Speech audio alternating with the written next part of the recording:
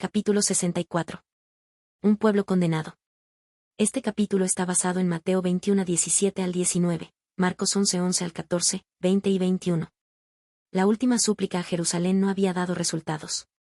Los sacerdotes y los príncipes habían oído la voz profética repetida por la gente en respuesta a la pregunta, ¿quién es este?, pero no la aceptaron como la voz de la inspiración. En su enojo, trataron de silenciar a la gente. Los enemigos de Jesús denunciaron a funcionarios romanos que estaban entre la multitud que éste era cabecilla de una rebelión. Aseveraron que estaba por tomar control del templo y reinar como rey en Jerusalén. Pero, con voz serena, Jesús declaró de nuevo que no había venido para establecer un reino terrenal. Pronto ascendería a su Padre, y sus acusadores no lo verían más hasta que volviese nuevamente en gloria. Ellos solo lo reconocerían entonces, cuando ya sea demasiado tarde. Jesús pronunció estas palabras con tristeza y con un poder admirable. Los oficiales romanos permanecieron en silencio, calmos. Su corazón se conmovió como nunca se había conmovido. En el rostro solemne de Jesús vieron amor y apacible dignidad. Movidos por una simpatía que no podían entender, tenían la disposición de tributarle homenaje. Volviéndose hacia los sacerdotes y los príncipes, los acusaron de crear esos disturbios. Mientras tanto Jesús se dirigió al templo sin que nadie lo notara. Todo estaba tranquilo allí, porque lo sucedido sobre el monte de los olivos hizo que la gente saliera. Durante un corto tiempo, Jesús permaneció en el templo, mirándolo con ojos tristes. Luego regresó a Betania. Cuando la gente lo buscó para ponerlo sobre el trono, no pudo hallarlo. Toda esa noche Jesús la pasó en oración y, por la mañana, volvió al templo. Mientras iba, tenía hambre, y vio que a cierta distancia había una higuera frondosa, así que se acercó para ver si encontraba higos, pero solo tenía hojas porque aún no había comenzado la temporada de los higos. Acerca de las tierras altas que rodean Jerusalén se podía decir que verdaderamente no era tiempo de higos. Pero en el huerto al cual Jesús se acercó había un árbol que parecía más adelantado que los demás. Ya estaba cubierto de hojas, por lo que prometía frutos bien desarrollados. Pero su apariencia era engañosa. Jesús se encontró con que solo tenía hojas. Era una gran cantidad de llamativo follaje, nada más. Cristo pronunció contra ella una maldición para que se marchitase. Dijo, que nadie jamás vuelva a comer tu fruto. A la mañana siguiente, cuando el Salvador y sus discípulos volvían otra vez a la ciudad, las ramas muertas y las hojas marchitas llamaron su atención. Pedro dijo, mira, Rabí. La higuera que maldijiste se marchitó y murió.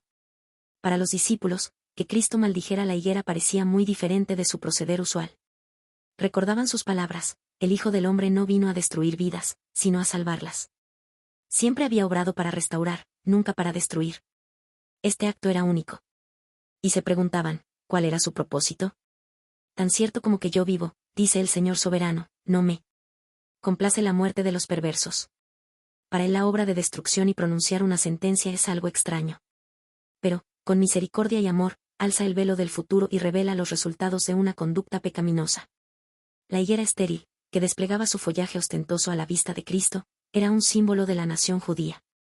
El Salvador deseaba presentar claramente la causa del destino de Israel y la certeza de su cumplimiento. Para esto, hizo del árbol un maestro de la verdad divina. El pueblo judío aseveraba tener más justicia que los demás pueblos. Pero el amor al mundo y la codicia de ganancias los había corrompido.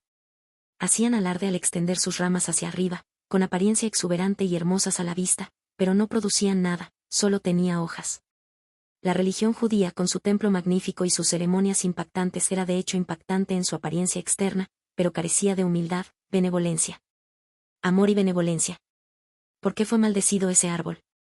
Los árboles sin hojas no despertaban expectativas ni defraudaban esperanzas. Esos árboles representaban a los gentiles, quienes eran más consagrados que los judíos, pero que tampoco hacían pretenciosos alardes de que eran buenos. Para ellos aún no había comenzado la temporada de los higos. Todavía estaban esperando luz y esperanza. Dios consideraba al pueblo judío responsable por haber abusado de esos dones, porque le había otorgado mayores bendiciones que a los demás pueblos. Los privilegios de los que se habían jactado solo aumentaron su culpabilidad. Jesús había venido a Israel, anhelante de hallar en él los frutos de la justicia. Les había concedido todo privilegio, y en pago añoraba ver en ellos abnegación, compasión y un profundo anhelo por la salvación de sus semejantes. Pero el orgullo y la suficiencia propia eclipsaron el amor a Dios y a la humanidad. No dieron al mundo los tesoros de la verdad que Dios les había confiado. Podrían entender tanto su pecado como su castigo en ese árbol estéril. Marchitada, seca hasta la raíz, La higuera representaba lo que sería el pueblo judío cuando se quitase la gracia de Dios. Por cuanto se negaba a impartir bendiciones, ya no las recibiría. El Señor dijo: tu destrucción, oh Israel, es obra de tu rebelión contra mí. Lo que Cristo hizo al maldecir el árbol que con su propio poder había creado es una advertencia a todas las iglesias y a todos los cristianos. Son muchos los que no viven la vida misericordiosa y abnegada de Cristo. Para ellos, el tiempo solo tiene valor en la medida en que les permite acumular para sí. Este es su objetivo en todos los aspectos de la vida. El plan que Dios para ellos es que ayuden a sus semejantes de toda manera posible. Pero el yo es tan enorme, que no pueden ver otra cosa. Los que así viven para el yo son como la higuera. Observan las formas del culto, pero sin arrepentimiento ni fe. Profesan honrar la ley de Dios, pero no tienen obediencia. En la sentencia pronunciada sobre la higuera, Cristo declaró que quien peca abiertamente es menos culpable que quien profesa servir a Dios pero no lleva fruto para su gloria. La parábola de la higuera, que Cristo contó antes de visitar Jerusalén, tenía una conexión directa con la lección dada al maldecir este árbol sin frutos. En la parábola, el jardinero intercedió por el árbol estéril: Señor, dale otra oportunidad. Déjala un año más, y le daré un cuidado especial y mucho fertilizante. Si el año próximo da higos, bien. Si no, entonces puedes cortarla. Debía tener todas las ventajas posibles. La parábola no indicó el resultado del trabajo del jardinero. Dependía del pueblo al cual Cristo les dirigía esas palabras y que estaba representado por el árbol infructuoso. A ellos les tocaba decidir su propio destino. Dios les había concedido toda ventaja, pero ellos no aprovecharon sus muchas bendiciones.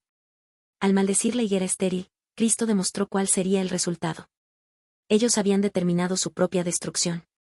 Por más de 1000 años, la nación judía había rechazado las advertencias de Dios y había dado muerte a sus profetas. Cuando el pueblo en los días de Cristo siguió la misma conducta, se hizo responsable de esos pecados. Estaban ajustando sobre sí las cadenas que la nación había estado forjando durante siglos. Llega un tiempo cuando la misericordia hace su último llamado.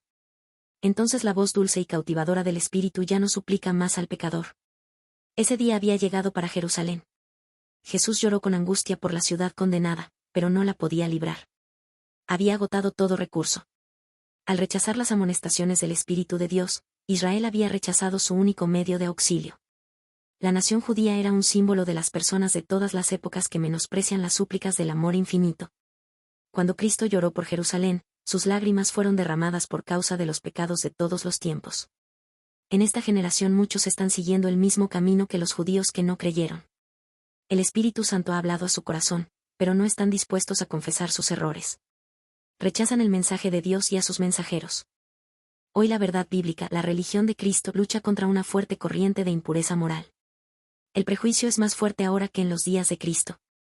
La verdad de la palabra de Dios no armoniza con las preferencias humanas naturales, y millares rechazan su luz, prefiriendo ejercer su juicio independiente. Pero lo hacen poniendo en peligro su vida eterna. Los que buscaban encontrar defectos en las palabras de Cristo fueron encontrando cada vez más motivos para hacerlo, hasta que se apartaron de la verdad y la vida. Dios no se propone quitar toda objeción que el corazón carnal pueda presentar contra la verdad. Para los que rechazan la luz que iluminaría las tinieblas, los misterios de la palabra de Dios jamás dejan de ser misterios. La verdad se les oculta. Las palabras de Cristo se aplican a todo aquel que toma a la ligera las súplicas de la misericordia divina. Cristo está derramando amargas lágrimas por ti, que no tienes lágrimas para derramarlas por ti mismo. Y toda muestra de la gracia de Dios, todo rayo de la luz divina, o enternece y conquista el alma, o la confirma en una rebelión sin esperanza. Cristo previó que Jerusalén no se arrepentiría, pero toda la culpa era responsabilidad de ella. Así también sucederá con todo aquel que esté siguiendo la misma conducta. El Señor declara: tu destrucción, oh Israel, es obra de tu rebelión contra mí. Escucha, toda la tierra. Traeré desastre sobre mi pueblo. Es el fruto de sus propias intrigas, porque se niegan a escucharme, han rechazado mi palabra.